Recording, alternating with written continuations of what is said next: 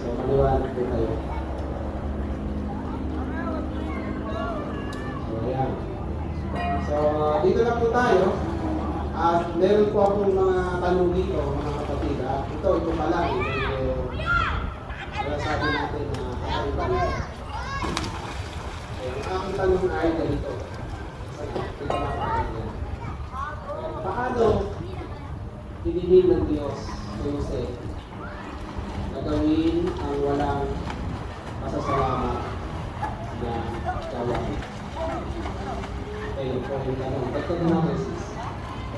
Sino siya at paano ito nangyari sa kanya?